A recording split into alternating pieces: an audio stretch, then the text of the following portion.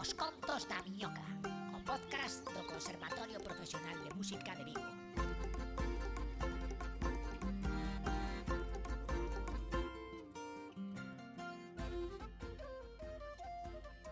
Moi boas, miñocas! Aquí estamos, nos Contos da Miñoca, os meus contos. E por iso mesmo hoxe presento eu, que xa era hora. Ben, temos un programa super chulo. Empezamos unha serie temática sobre as mulleres no jazz. E para iso, a nosa alumna de sexto de piano e de jazz, Lucía Prieto, vai nos falar sobre unha figura relevante, Alice Coltrane. Así que prestade atención que logo faremos preguntas. Deixo vos con Lucía.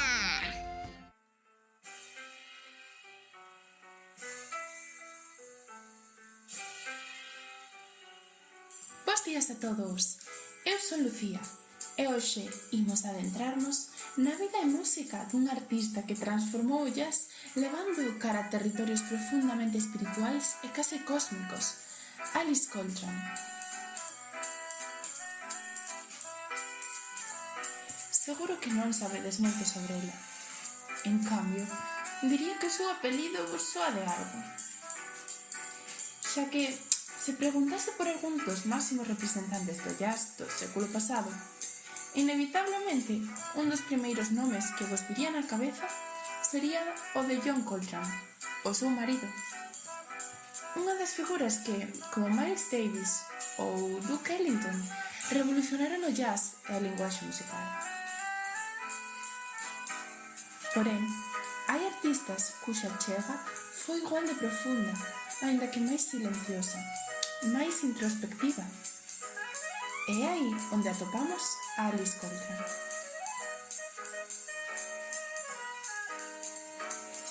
Non só foi pianista e arpista, foi unha exploradora do son, unha buscadora espiritual e unha figura clave na evolución do jazz cara as novas dimensións.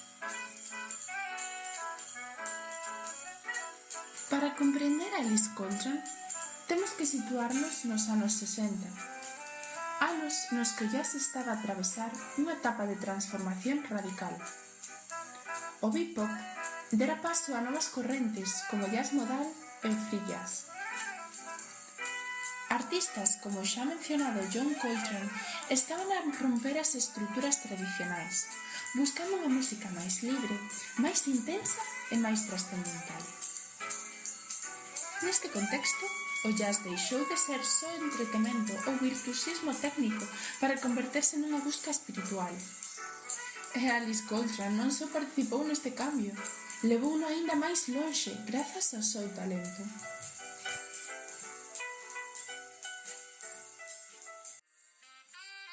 Alice Coltrane naceu en 1937 en Detroit, unha cidade cunha importante escena musical. Desde nova, estivo rodeada de música e comezou a estudar piano clásico, pero pronto se sentiu atraída polo jazz. Escutaba músicos, absorbía estilos diferentes e innovadores e desenvolvía unha sensibilidade moi particular. Todo isto levouna, a diferenza de moitos músicos da súa época, a non buscar só dominar o instrumento, senón a expresar algo máis profundo, algo máis alá das notas. Un punto decisivo na súa vida foi coñecer a John Coltrane. John e Alice coñecéronse a comezos dos anos 60, dentro do propio ambiente musical do jazz. Alice, que aínda era Alice MacLeod, era pianista e xa estaba activa na escena jazzística, tocando con músicos como Terry Gibbs. Coincidiron no circuito de concertos e músicos, onde el xa era unha figura consolidada. Estableceron unha conexión rápida e profunda, tanto musical como persoal.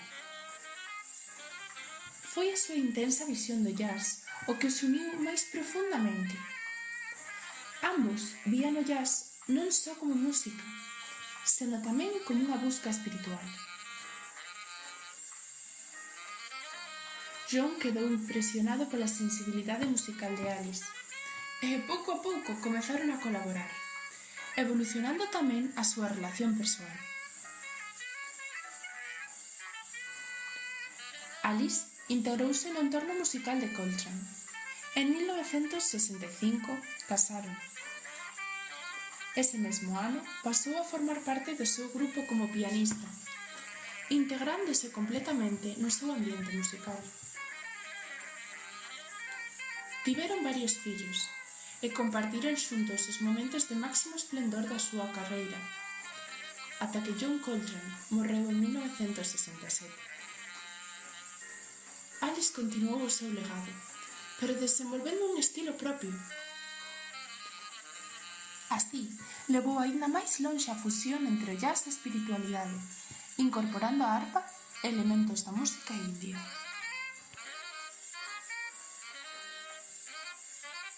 En canto ao estilo de Alice, o que fai especial non é só a súa técnica, senón o seu universo sonoro.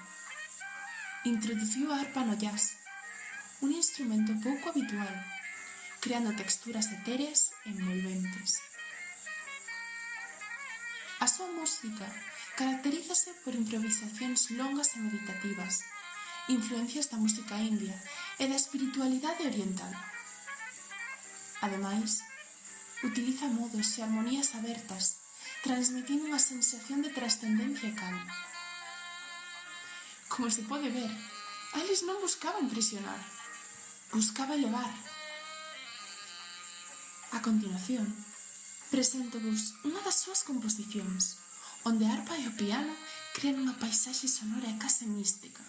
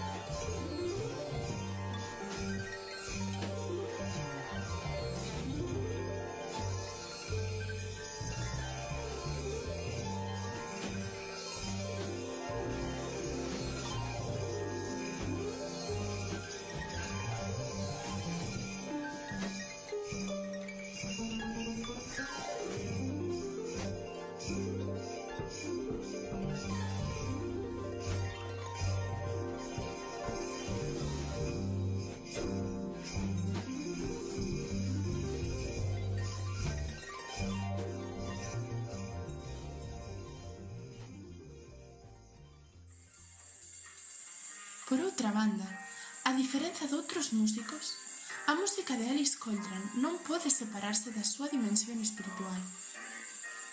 Tanto ela como o seu marido compartían unha forte busca espiritual, mostrando o interese polas relixións orientais, a meditación e a música como forma de trascendencia.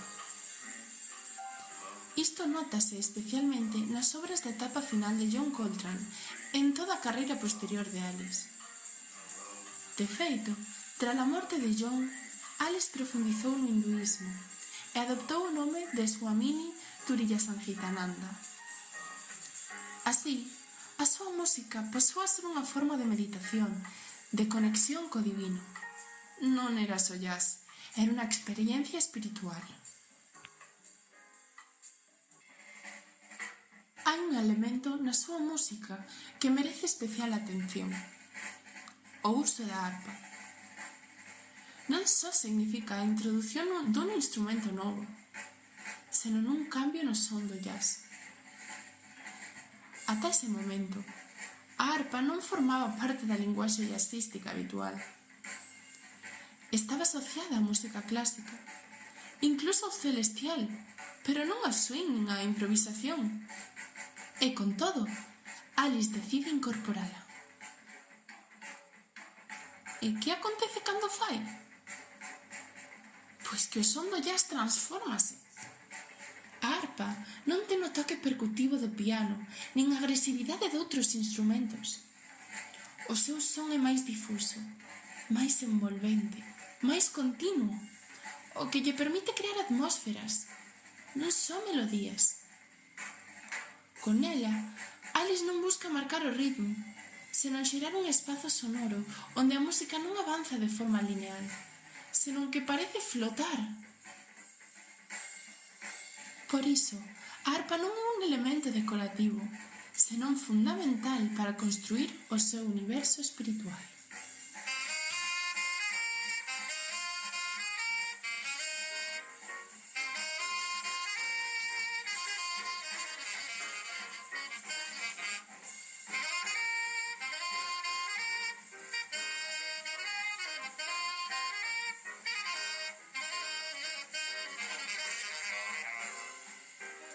Durante os anos 70, gravou discos fundamentais como Journey in Satchidananda e Vda del Daud. Neles, o jazz mestúrase con cantos e estruturas repetitivas que anticipan correntes modernas como a música ambiental. Así, queda claro que Alice non seguía tendencias, creaba o seu propio camiño. A súa vida amosa que Alice Coltrane non foi unha figura mediática no sentido tradicional. Non buscou protagonismo nin controversia, pero a súa influencia é enorme. Hoxe en día, moitos músicos experimentais, de jazz contemporáneo e incluso de música electrónica, beben do seu legado. De feito, un aspecto moi interesante é como a súa música foi redescuberta nas últimas décadas. Durante moito tempo, a súa obra quedou en segundo plano dentro da historia do jazz. Porén, nos últimos anos algo cambiou. Novas xeracións volveron a súa música, non só desde o jazz, senón tamén desde outros xéneros. Artistas de música electrónica, ambiental ou experimental adoptaron as súas composicións como inspiración. Moitos oíntes descobren hoxe a Alice Coltrane a través de música relaxante, meditativa ou cinematográfica. Isto demostra que a súa música trascendeu o seu contexto. En certo modo, estaba adiantada ao seu tempo. A historia da música non só avanza con grandes cambios visibles. Ás veces, faino en silencio, en buscas persoais. Alice Coltrane ensinounos que a música pode ser algo máis ca son. A pesar das dificultades, como a morte temperá do seu marido, seguiu adiante e desenvolveu unha voz propia, única e inconfundible. Mostrounos que a música pode ser coñecemento, introspección e conexión con algo maior. Por iso, escoitala non é só oír jazz, é entrar nun estado distinto.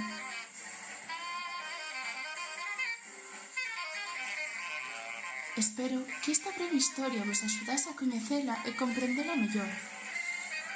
Agora despídome, pero deixo-vos cunha das súas interpretacións máis emblemáticas. Espero que disfrutedes tanto como a mí.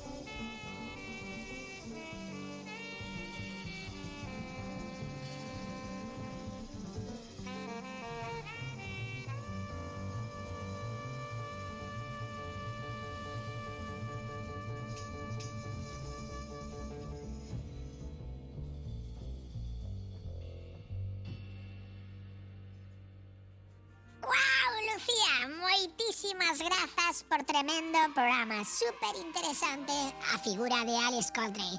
Xa estou desexando escoitar o seguinte programa. E vos, xa sabedes que se queredes participar, non tedes máis que mandar un correo a podcastdemusvigo@gmail.com. Podedes escoitarnos en iVoox, en Spotify e vernos en YouTube. Tedes toda a información nas redes do centro. E se vos gustou o contido, compartide, que estas miñocas son gratis e atraerán a máis peixiños. Teica outra, miñocas! Os contos da miñoca, o podcast do Conservatorio Profesional de Música de Vigo.